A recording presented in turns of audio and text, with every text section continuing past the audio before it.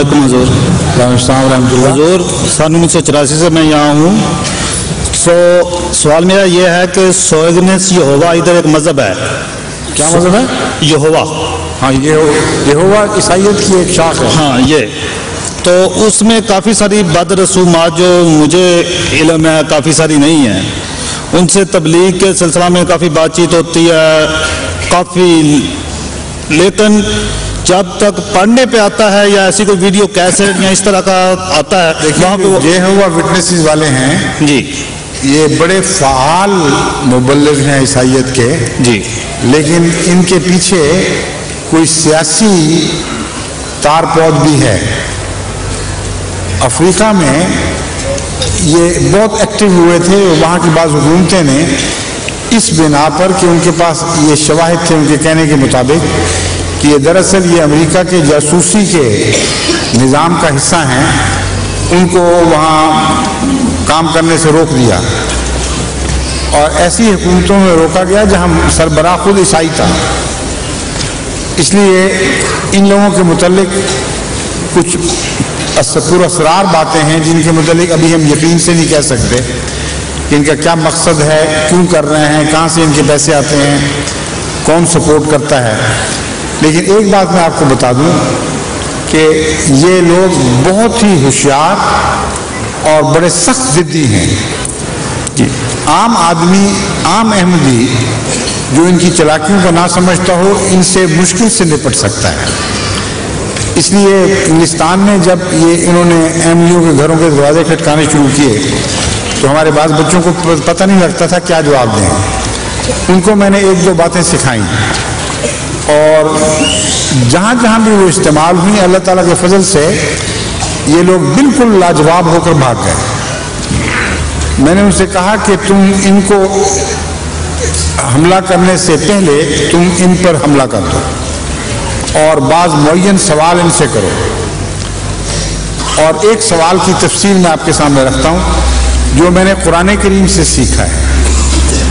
قرآن کریم میں اللہ تعالیٰ فرماتا ہے وَأَنَّا يَكُونُ لَهُ وَلَدٌ وَلَمْ تَكُن لَهُ صَاحِبَةٌ. خدا کا بیٹا کیسے ہو سکتا ہے جب اس کی کوئی بیوی نہیں ہے؟ سمجھ گئے؟ جی سر. تو میں نے ان سے یہ کہا کہ ان سے یہ سوال کرو کہ حضرت مریم خدا کی بیوی تھی یا نہیں تھی؟ اگر بیوی تھی تو خدا نے اپنا نکاح پڑھا لیا تھا ان کے ساتھ، پکی بیوی بن گئی تھی. تو وہ کیا جواب دیں گے؟ اگر بیوی نہیں تھی تو جو بیٹا پیدا ہوا وہ ناجائز بیٹا ہے.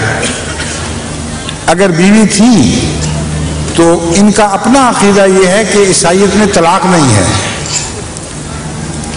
اور نہ حضرت مریم کا خدا سے طلاق حاصل کرنا ثابت ہے. تو پھر انہوں نے دوسری شادی کر لی تو ایک وقت میں دو خاوند ہو گئے نا. خدا اپنی جگہ خاوند موجود اور دوسرا خدا یوسف ہو گیا، دوسرا خاوند یوسف بن گیا. تو وہ اسلام کی 4 بیویوں پر تو ہنستے ہیں، ایک مسیح کی ماں کے 2 خامدوں پر کیوں نہیں ہنسی آتی ان کو؟ جب یہ سوال کیا گیا تو جنہوں نے کیا انہوں نے مجھے بتایا کہ ان کے رنگ فک ہو گئے، کوئی جواب نہیں بن پڑتا تھا. انہوں نے کہا نہیں پہلے ثابت کرو مسیح خدا کا اگر بیٹا ہے تو اس لازم ہے کہ خدا کی بیوی ہو. اور یہی قرآن نے نقطہ سکھایا ہے لم تکن لہو صاحبہ. جب ان کو قریدو گے تو خود یہ ان کو ماننا پڑے گا کہ خدا کی بیوی نہیں ہے. اگر بیوی نہیں ہے تو بیٹا اگر اس سے پیدا ہوا ہے وہ پھر جائز بیٹا نہیں ہے اور بیوی ہونا بیٹے کے لیے لازم ہے. تو اس قسم کے بعض اور سوال بھی تھے. جب میرے پاس آئے پہلے آنا شروع ہوئے تھے 1-2 دفعہ، جب میں نے وہ سوال کیے تو پھر اس کے بعد کبھی منہ نہیں دکھایا. تو احمدیوں کو بھی جوابی کارروائی کی بجائے پہلے ان لوگوں پر اوفینسو لینا چاہیے. اسلام کے عقائد اتنے قطعی، اتنے طاقتور، اتنے معقول ہیں کہ عیسائیت کا جو موجودہ تانا بانا ہے جو انہوں نے خود بنایا ہوا ہے، وہ عیسائیت جو مسیح پر نازل ہوئی وہ موحد خدا واحد پر یقین کرنے والی تھی. جو عیسائی اب انہوں نے بنا لی ہے یہ ہوکس پوکس ہے، اس میں کوئی بھی جان نہیں ہے۔ تو جب آپ عقلی نقطہ نگاہ سے ان پر جواب حملہ کریں تو ان کے پاؤں تلے سے زمین نکل جاتی ہے۔ اس لیے یہی لائن آپ یہوہ وٹنسز کے مقابلے پر اختیار کریں۔ لیکن اس کے علاوہ ایک اور آپ کو میں بات بتاتا ہوں کہ اسپین میں گزشتہ دورے کے وقت میں نے 2 مجالس میں عیسائیت پر عقلی نقطہ نگاہ سے تنقید کی ہے، خالصتاً عقلی نقطہ نگاہ سے، اور واپس آنے کے بعد جب میں نے دیکھا اس کو ٹرانسکرائب کرایا تو پتہ چلا ابھی بہت سے اس میں خلا تھے، چنانچہ پھر میں نے دوبارہ وہی تقریر ڈکٹیٹ کروائی ہے مزید وسعت دے کر۔ وہ اب آخری شکل میں کتابی شکل میں تیار ہونے کے لیے انتظار کر رہی ہے، قریباً ہو چکی ہے، چھپنے کا انتظار کر رہی ہے۔ وہ جب چھپ جائے گی تو پھر آپ یہوہ وٹنسز والوں کو وہ پڑھا کر دیکھیں، پھر دیکھیں وہ کیا جواب دیتے ہیں۔ کوئی بھی جواب ان کے پاس نہیں ہوگا، میں ابھی سے آپ کو بتا رہا ہوں۔ تو انتظار کریں اس کا جرمن میں ترجمہ ہو، اور پھر کثرت سے یہوہ وٹنسز والوں کو دے کر چیلنج کیا جا سکتا ہے کہ ان باتوں کا جواب پہلے لاؤ پھر آگے ہم سے بات کرنا۔ سمجھ گئے؟ حضور لاجواب تو وہ ہو ہی جاتے ہیں، لیکن ٹس سے مس جو ہے نا وہ جب کنارہ آتا ہے وہاں سے وہ سننے پہ راضی نہیں ہوتے۔ اس کے لیے حکمت عملی ہے۔ اس کا تو پہلے ہی جواب دے چکا ہوں کہ وہ لوگ ضروری نہیں ہے کہ مخلص ہوں مذہب میں۔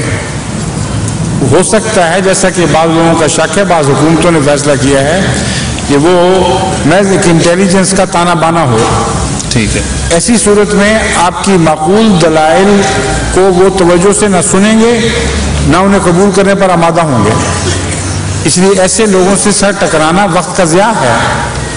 لیکن اگر آپ نے بات ویسے چھوڑ دی تو وہ کہیں گے تم بھاگ گئے ہو۔ ٹھیک، میں کہتا ہوں بات اس طرح چھڑوائیں کہ وہ چھوڑیں اور وہ بھاگیں۔ ٹھیک ہے، جزاک یہ جواب دے رہا ہوں آپ کو میں۔ جزاک سمجھ گئے؟ جی، شکریہ۔